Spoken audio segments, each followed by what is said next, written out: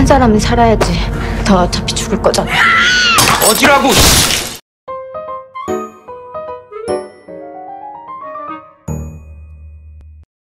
Hai guys, balik lagi di Kumulatif Media yang membahas tentang drama Korea yang lagi viral, lagi trending, dan pastinya lagi diomongin di mana-mana. Di video minggu lalu kan aku udah bilang ya sis, kalau drama Korea di bulan Januari itu kayak kurang gitu. Tapi ada satu drama yang menurut aku juga nggak kurang-kurang banget dan malah bagus. Nah, drama yang bagus itu berlanjut sampai di bulan Februari, guys. Tepatnya drama ini sekarang udah jalan di episode 14, dimana di minggu depan kita akan masuk ke episode terakhir nih. Nah, karena itu sis, di minggu-minggu ini tuh adalah minggu-minggu panas berakhirnya drama ini. Karena drama ini tuh viral banget, populer banget. Dan kalian pasti juga udah pada tahu ya, drama yang satu ini yang berjudul Marry My Husband. Nah, kenapa sih aku bilang drama ini tuh termasuk bagus di bulan Januari? Karena ya pas di bulan Januari kayak nggak ada drama lain yang bagus selain itu. Tapi di bulan Februari ini udah mulai ada drama yang bagus kayak drama Dr. Slump dan masih banyak lagi yang akan rilis dan kemungkinan aku akan bahas di minggu-minggu panas juga, yaitu di minggu-minggu di mana drama itu akan berakhir. Nah, sekarang aku akan bahas drama Marry My Husband dulu ya sis.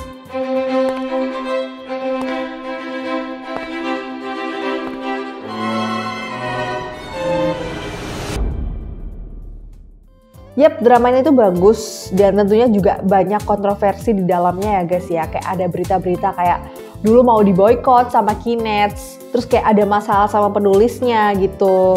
Ya banyak lah pokoknya kontroversi dari drama ini. Cuman aku rasa itu nggak mengganggu pandangan aku soal drama ini ya guys ya. Karena menurut aku juga bagus-bagus aja walaupun ada kayak berita seliweran-seliweran gitu. Dan mungkin buat kalian yang udah nonton, kalian tahu sendiri lah ya, casting dari drama ini juga mantep-mantep banget. Dimana aktor dan aktrisnya juga papan atas gitu. Dan aku nggak ngerti ya guys, apa kok Mbak Park Min Young ini kayak selalu jadi mbak-mbak kantoran gitu. Apakah dia kayak zona nyamannya di situ, jadi dia kayak nggak mau ngambil peran lain gitu. Padahal jujur aku tuh pengen lihat Park Min Young ini kayak main drama yang berbeda gitu, kayak drama-drama thriller gitu mungkin. Soalnya kayak sayang banget aktingnya dia tuh bagus, tapi kayak dia tuh selalu jadi peran yang sama gitu. Ya seperti yang kita tahu lah ya, kalau kamu nonton dramanya Park Min Young juga pasti udah kenal banget sama drama ini. Sama ada juga drama yang dia main sama Song Kang nih.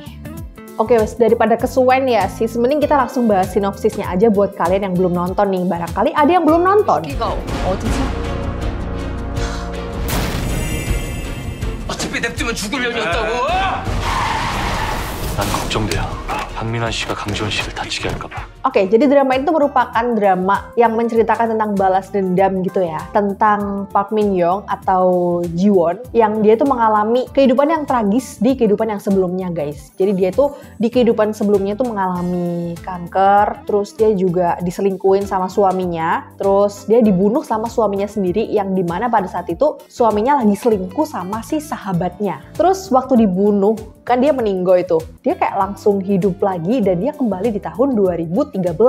Di tahun 2013 itu dia tuh menyadari dia tuh bisa mengubah nasib dirinya sendiri sis. Dengan cara harus ada orang lain yang bisa mengambil nasibnya dia. Nah di situ Ji-won melakukan segala cara untuk membuat nasibnya itu berpindah ke orang lain guys. Dan tentunya ke orang lain yang udah nyakitin dia. Contohnya nih kayak si Sumin, sahabatnya dia. Nah si Sumin ini kan di akhir cerita dia tuh kayak ngerebut si suaminya Ji-won kan, si Min Hwan ini. Jadi si Min Hwan ini selingkuh sama si Sumin. Nah Ji-won itu pengennya dia itu kayak membuat si Sumin sama si Min Hwan ini menikah.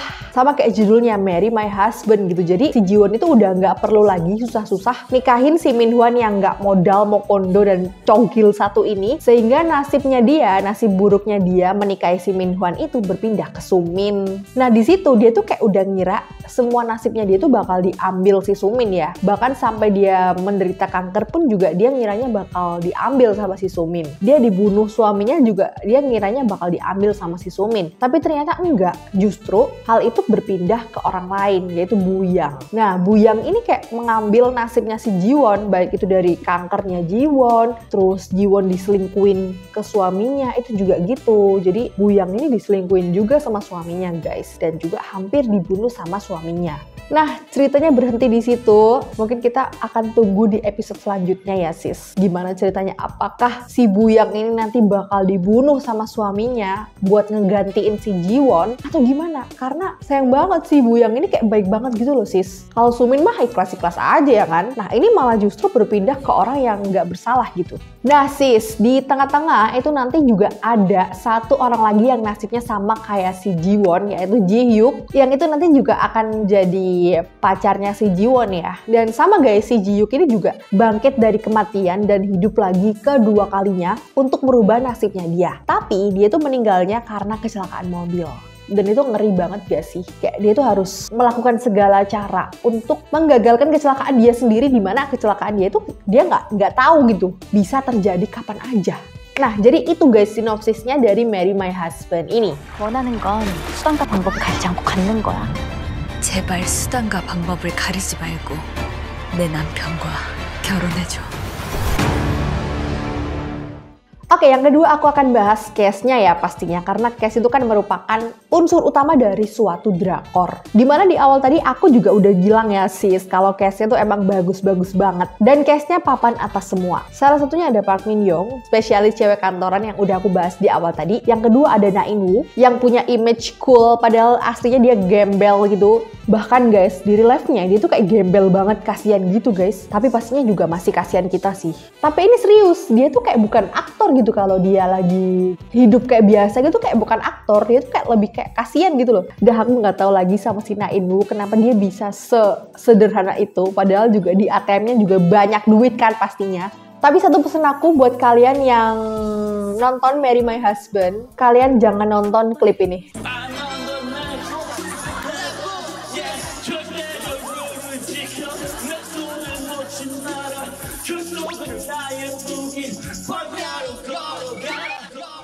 Hilang kan image coolnya dia. Sorry banget ya guys ya, tapi realitanya emang itu dia guys. Oke guys, yang ketiga ada Mas Gencana, yaitu Mas Lee Yi Kyung. Dia ini kan alumni Welcome to Waikiki gitu ya, dimana image dia pas itu kan kayak koplak-koplak gimana gitu kan. Nah, kenapa di awal tadi aku bilang Mas Gencana? Karena pasti kalian juga tahu dia itu kayak 괜찮아 ya.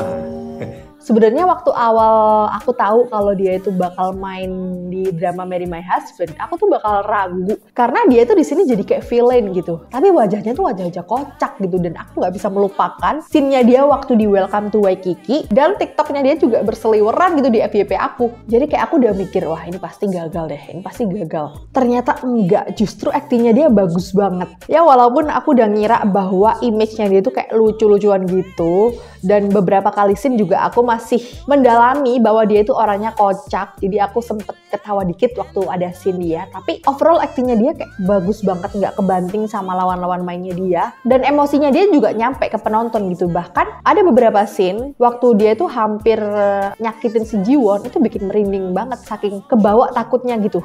Dan kejadian KDRT itu kan kayak traumatis banget gitu.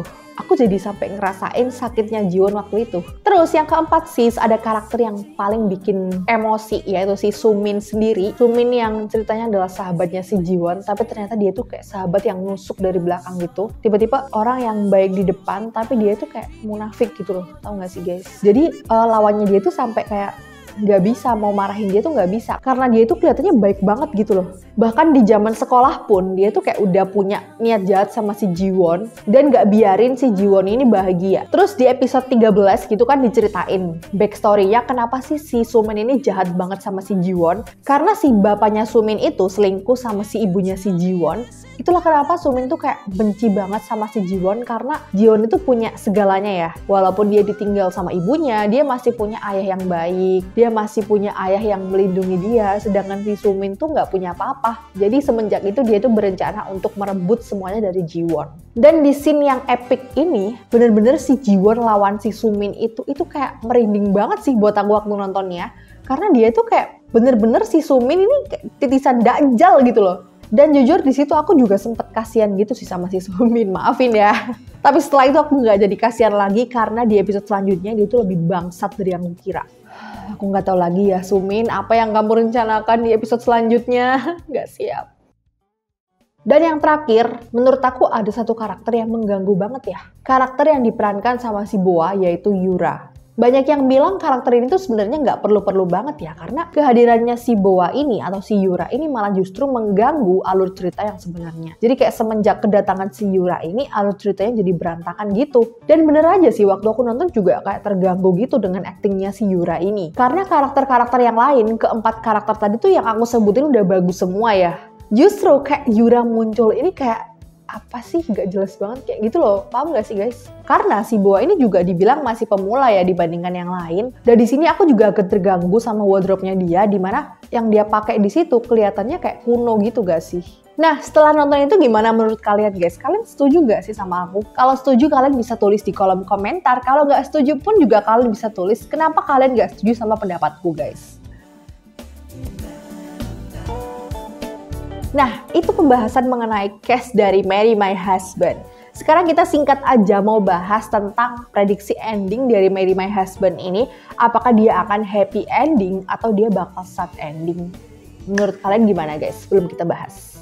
Oke, kalau menurut aku pasti bakalan happy ending ya guys. Pasti 100% happy ending. Terus kita coba tebak-tebak nih, gimana ending dari Marry My Husband ini. Dan seperti yang kita tahu ya guys ya, Yura ini kan emang karakter villain. Dan di episode 14, dia itu kayak mau ngebunuh bapaknya Sumin sama ibunya si Jiwon.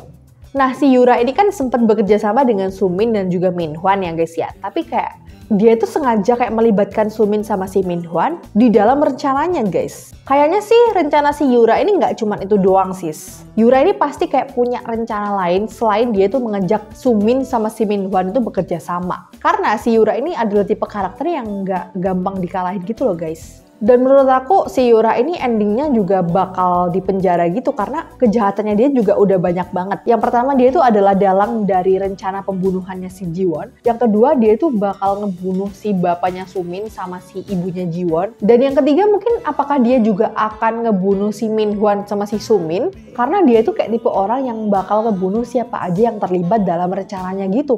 Itu yang pertama guys. Nah yang kedua, kalau nggak gitu ya si Minhwan atau si Sumin ini bakal kebunuh gitu ya guys ya, untuk menggantikan nasibnya si Jiwon. Kalau itu mah aku ikhlas banget ya, ikhlas banget nih. Dan si Yura mungkin bakal kayak dipenjara gak sih, karena kayaknya cuman itu deh satu-satunya cara supaya Yura ini berhenti buat musik orang-orang. Terus yang bikin aku overthinking ya sis. Nah kalau nasibnya si Jiwon ini kan bakal pindah ke Buyang. Terus apakah nasibnya si Ji-hyuk ini bakal pindah ke Pak Lee? Yang dimana mereka ini kayak punya kesamaan gitu loh guys antara Ji-hyuk dan Pak Lee. Fix bakal nangis banget sih karena Pak Lee juga baik banget selama ini. Aduh gak tau lagi lah. Pokoknya jangan sampai si Jiwon sama si Ji-hyuk ini kenapa-napa. Udah kayaknya itu aja deh yang bisa aku bahas dari drama Marry My Husband ini. Kira-kira kalian ada gak sih yang sependapat sama aku? Kalau ada, kalian bisa tulis di kolom komentar. Dan jangan khawatir, minggu depan juga aku akan bahas drama-drama yang terbaru dan pastinya juga terpopuler di channel Gibah Drakor bareng aku. Dan buat kalian yang nonton video ini sampai akhir, kalian jangan lupa like, komen, dan subscribe. Dan jangan lupa untuk nyalain loncengnya